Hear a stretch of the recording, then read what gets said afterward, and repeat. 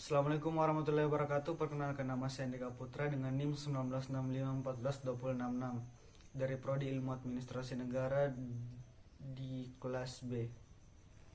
Oke, baiklah, saya akan memaparkan materi tentang tiga paradigma perbedaan antara good governance dan sound governance, kemudian menyimpulkan video yang diberikan oleh Bapak. Nah, yang pertama itu adalah tiga paradigma.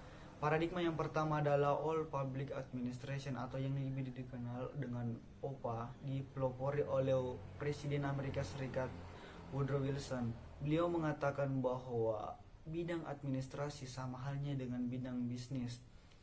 Ada dua inti materi dari OPA. Yang pertama adalah pemisahan antara administrasi dan politik atau yang lebih dikenal dengan dikotomi politik, di mana legislator sebagai perumus kebijakan, kemudian administrator sebagai pengimplementasi atau sebagai pengeksekusi sebuah kebijakan. Kemudian inti materi yang kedua itu adalah perhatian untuk membuat struktur dan strategi pengelolaannya. Hak organisasi publik diberikan kepada manajernya atau pemimpin agar tugas-tugasnya dapat dilaksanakan secara efektif dan efisien.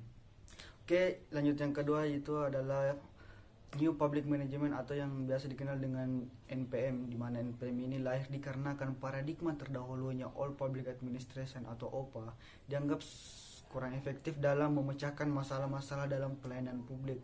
Oke, adapun inti materi dari New Public Management ini adalah New Public Management secara umum dianggap sebagai suatu pendekatan dalam administrasi publik yang menerapkan pengetahuan dan pengalaman yang diperoleh dalam dunia manajemen bisnis dan disiplin yang lain agar dapat meningkatkan efisiensi dan efektivitas pelayanan publik pada birokrasi modern. Oke, kemudian selanjutnya yang ketiga adalah paradigma New Public Service atau yang lebih kenal dengan NPS. Paradigma ini lahir dikarenakan menutupi paradigma-paradigma terdahulunya, yakni All Public Administration dan New Public Management. Paradigma ini mengutamakan mekanisme dan proses di mana para warga masyarakat dan kelompok untuk mengartikulasikan kepentingannya, memediasi berbagai perbedaan-perbedaannya dan menjalankan hak dan kewajibannya. Di sini pemerintah diharapkan mampu menciptakan lingkungan politik dan hukum yang kondusif, sektor swasta sebagai pencipta lapangan pekerjaan dan pendapatan. Kemudian yang ketiga, di mana masyarakat menyelenggarakan interaksi sosial dan menciptakan politik yang sehat.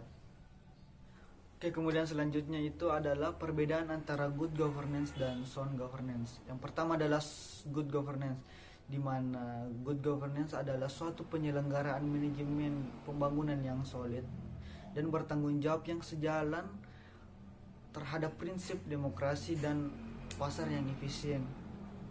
Good governance pada dasarnya adalah suatu konsep yang mengacu pada proses pengambilan keputusan dan pelaksanaannya yang dapat dipertanggungjawabkan secara bersama.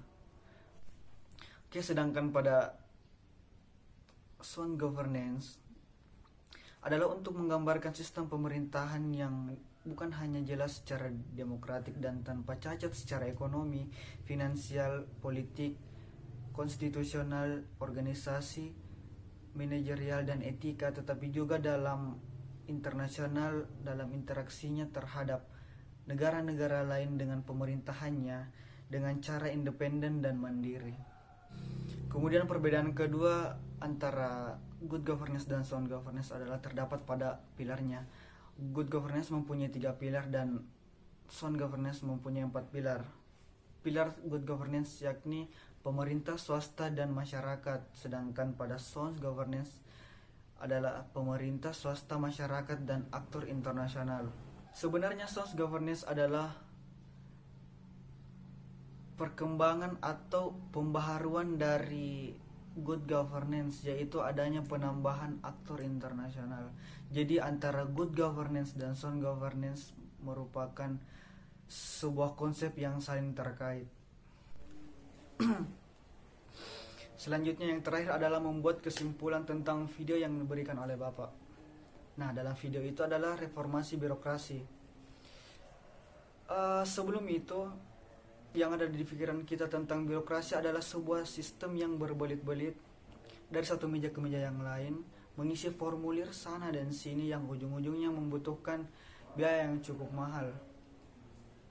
Walaupun birokrasi itu menyelesaikan persoalan yang besar, menyangkut masyarakat yang banyak dan terorganisir dan terstruktur, namun masih banyak keluhan yang terjadi dalam masyarakat, misalnya dari segi waktu. Nah, waktu ini sangat fatal bagi masyarakat karena menghambat sebuah pekerjaan yang akan dikerjakan selanjutnya. Nah, terobosan reformasi birokrasi ini sangat bagus menurut saya karena sudah memanfaatkan teknologi dan tidak bersifat tradisional. Karena di era 4.0 atau 4.0 sekarang ini memang memerlukan adanya teknologi di dalam sebuah birokrasi. Namun saya menyarankan untuk pemerintah bagaimana caranya membuat birokrasi itu agar masyarakat hanya mengerjakan pekerjaannya pada satu bidang saja. Maksudnya tidak dioper dari satu tempat ke tempat lain yang memerlukan waktu yang cukup banyak. Sekian dan terima kasih. Assalamualaikum warahmatullahi wabarakatuh.